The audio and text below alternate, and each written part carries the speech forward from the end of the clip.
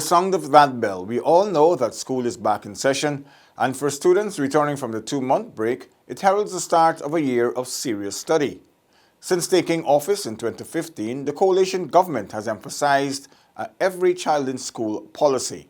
As public schools across the country today reopened their doors, we look back at the measures implemented to create the environment that ensures, regardless of economic outlook, every child attends schools. Before the school doors could be reopened, work was done to ensure that the buildings are cleaner and more conducive for learning.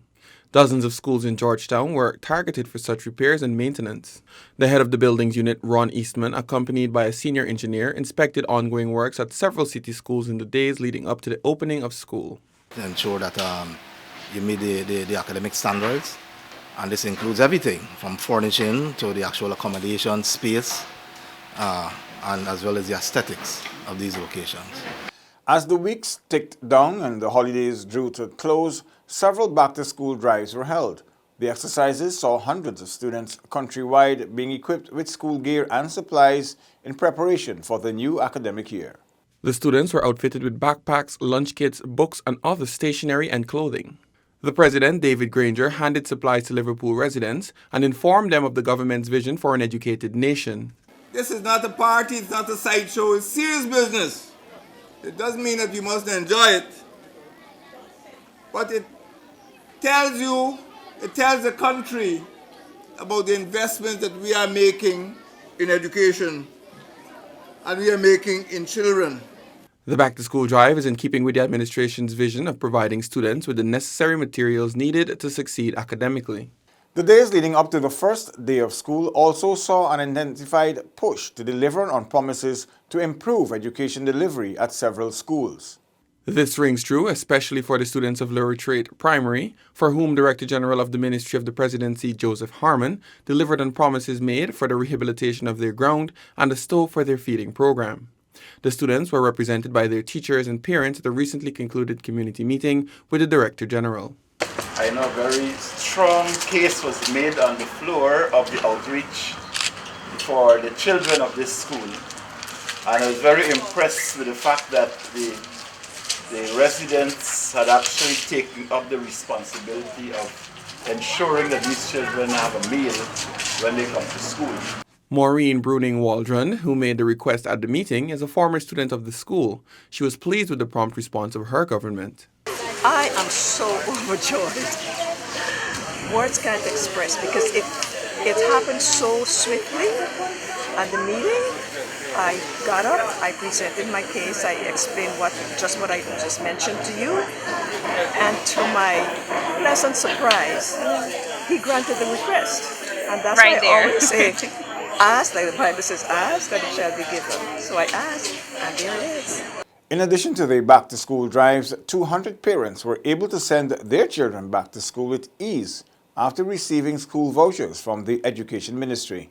For the parents, the value of the voucher was in completing their last-minute shopping. I'm glad and grateful for what the ministry is doing for us in this community, and I would like to say thank you very much. Well, this is going to help a bit. At least it will do for me because this is going to complete my daughter's school list. Well, it's going to help me a great lot because, as you know, everything expensive right now, uniforms, school, and all these things. So it's going to help me a great deal. It's going to help a lot because I didn't finish buying school clothes, so it's going to help a lot for I finish buying your school clothes. Hundreds of students returned to school today, better equipped than before, as a result of the countrywide interventions by the Education Ministry. Over at the New Amsterdam Primary, the first day back saw the little ones enjoying a free hot meal, as the school is the latest to benefit from the 5Bs initiative. Making the announcement 2 days before was Minister of Education Dr. Nicolette Henry, who underscored the government's commitment to ensuring every child attends school. This effort here, though it might appear simple, it is important because we want to put the children at the center and the heart of what we do. Engaging parents in Angois Avenue, New Amsterdam, Minister Henry said that all the resources poured into the program will also increase student performance.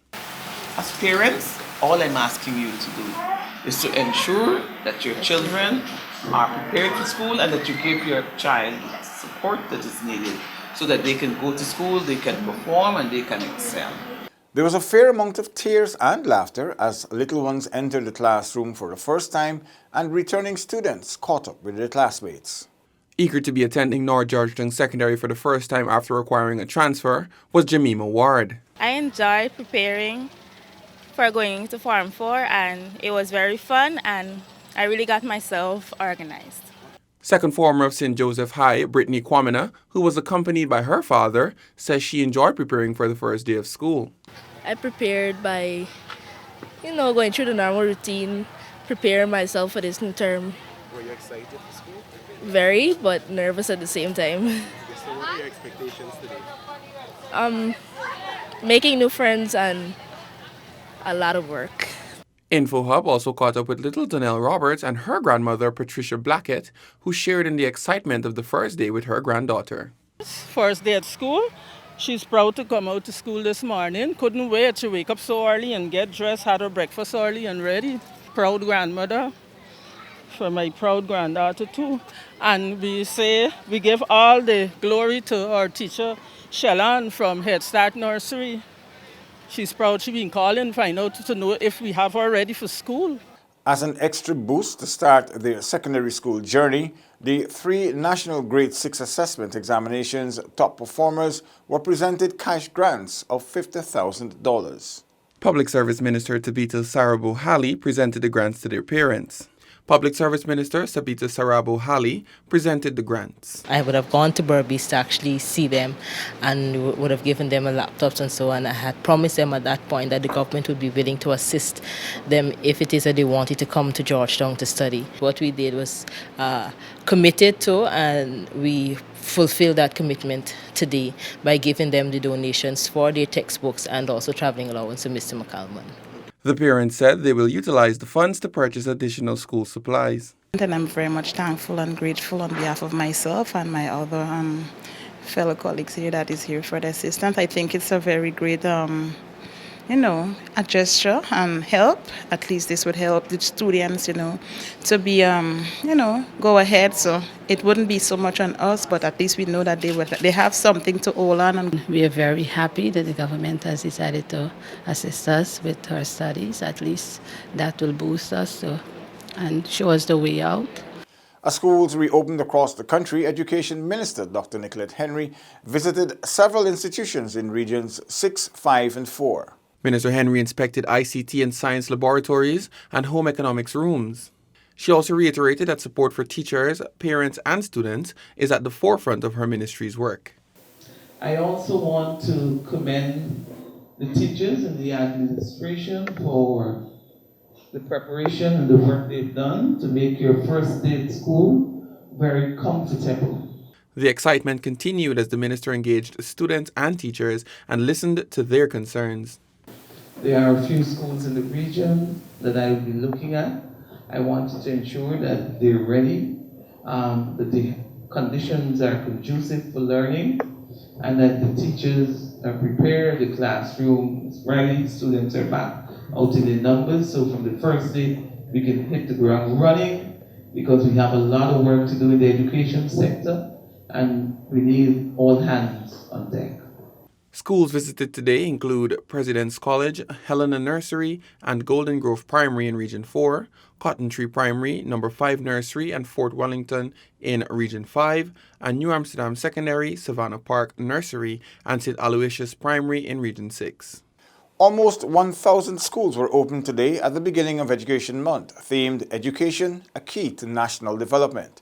Thanks for joining us, and remember to keep following us on Facebook and Instagram during September as we bring you more features and highlights for Education Month. Goodbye.